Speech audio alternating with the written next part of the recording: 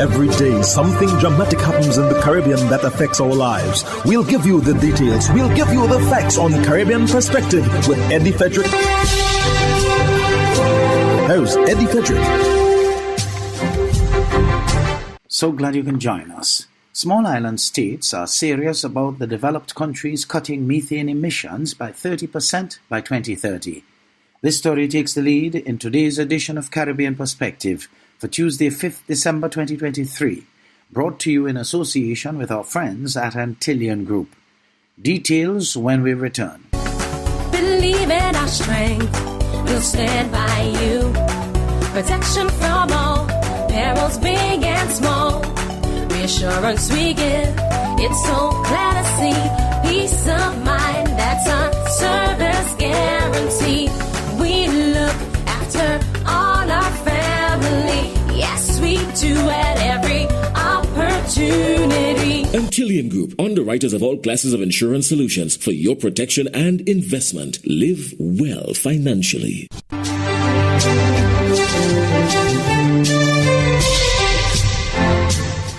Welcome back. Policies must be adopted to help mitigate global temperature increases in order to avoid the loss of human lives. Those strong words came from Prime Minister of Barbados, Mia Mottley, at the United Nations Climate Change Conference COP28 in Dubai on Saturday.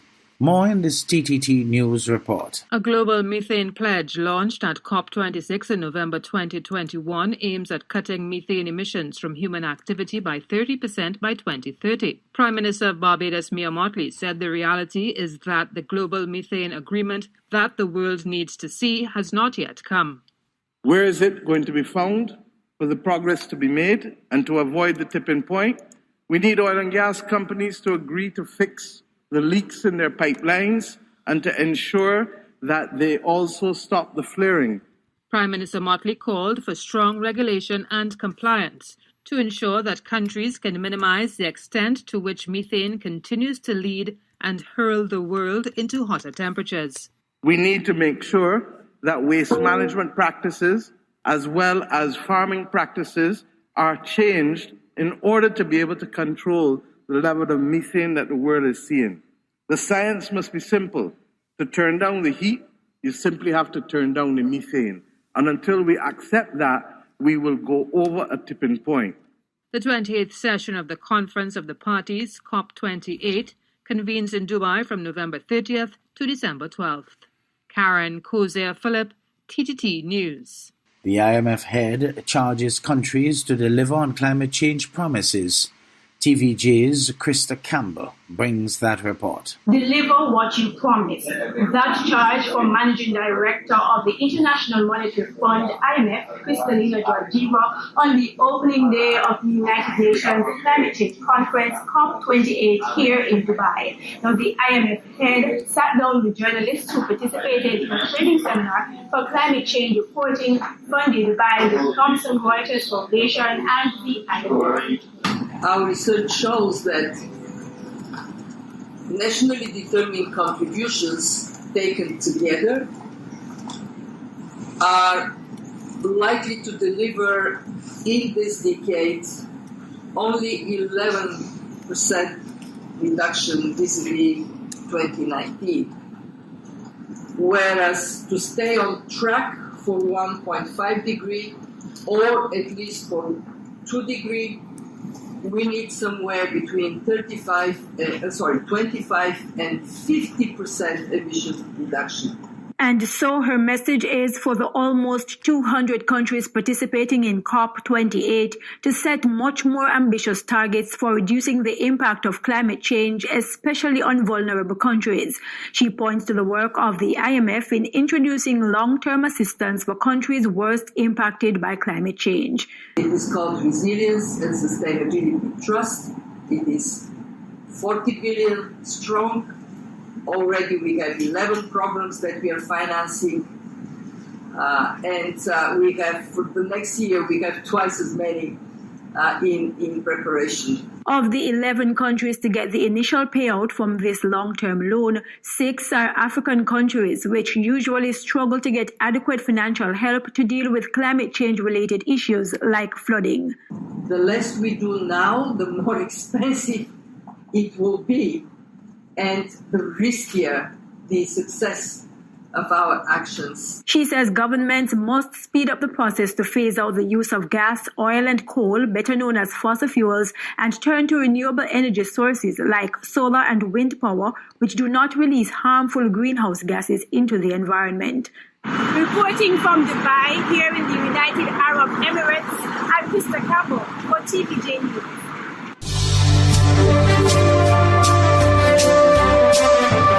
You're listening to Caribbean Perspective with Eddie Frederick, in association with our friends at Antillian Group, underwriters of all classes of insurance solutions for your protection and investment. Live well financially.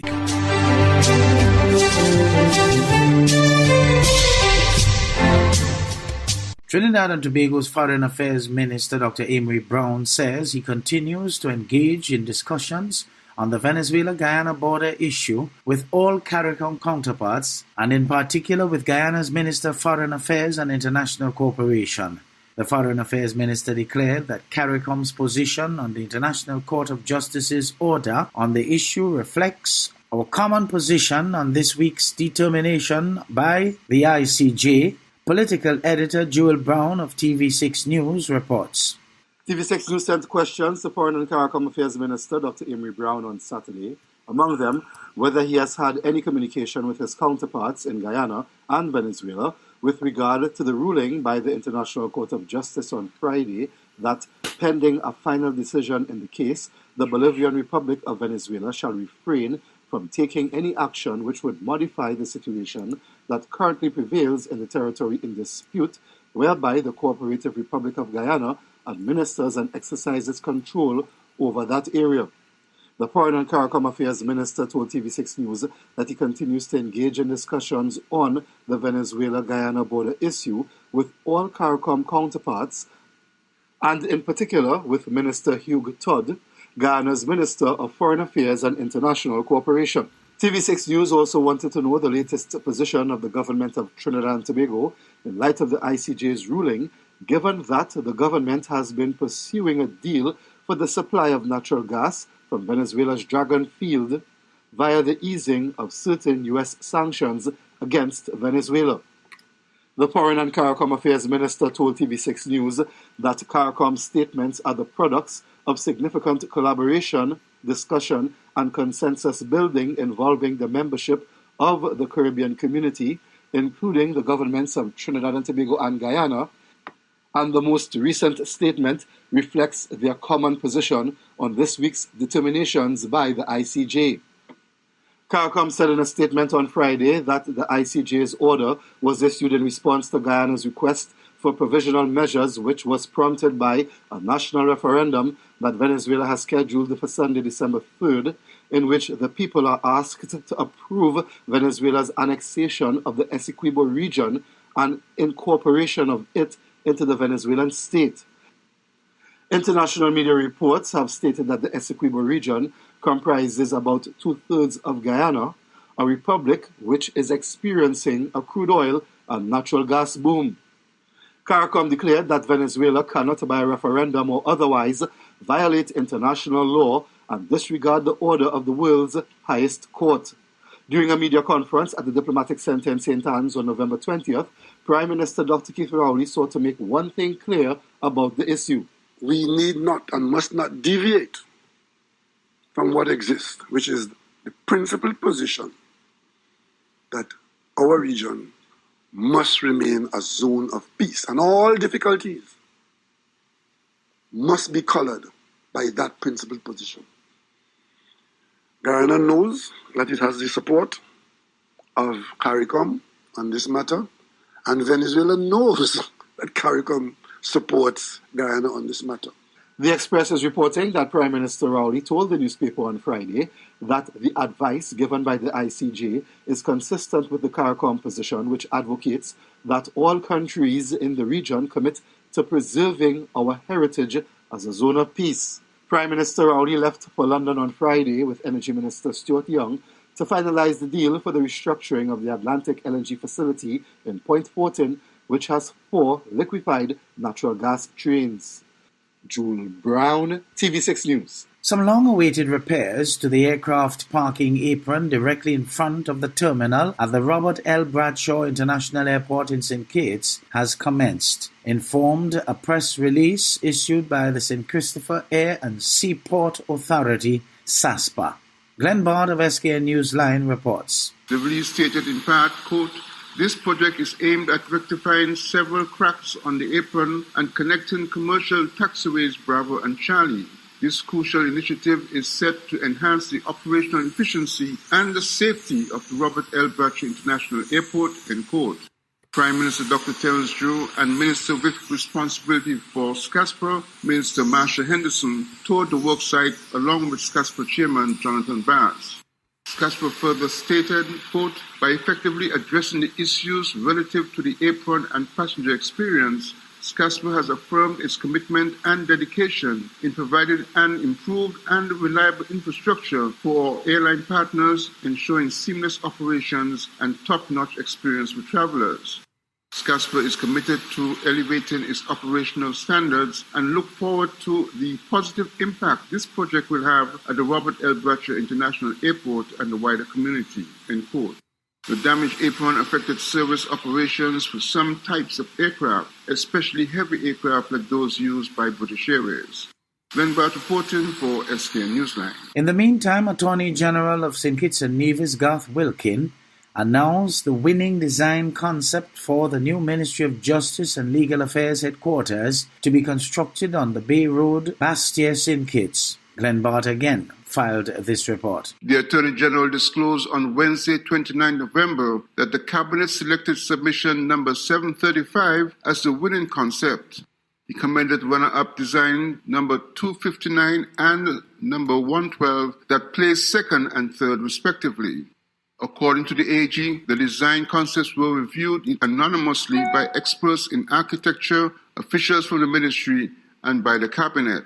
The reviews encompass the criteria of creativity and originality, integration of historical and modern design elements, sustainability and energy-efficient features, aesthetics appeal, and the feasibility of implementation. Wilkin indicated that 15 unique submissions were received and reviewed anonymously. He praised what he described as, quote, "The talent and creativity of Kittitians and Nevisians and our residents are second to none," end quote.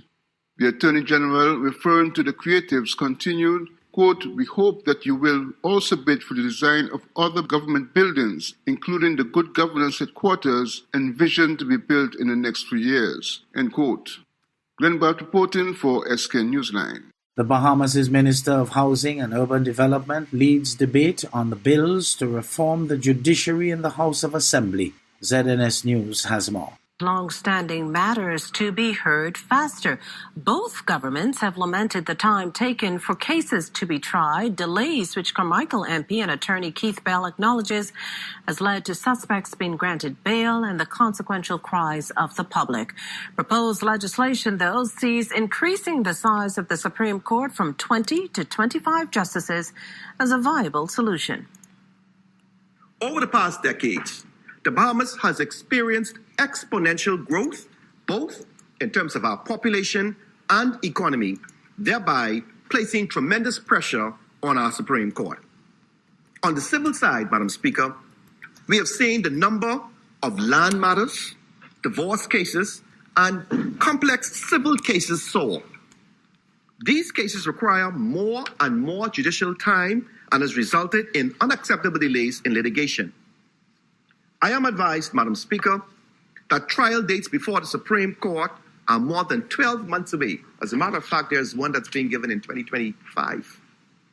That means, Madam Speaker, that justices have no available dates next year.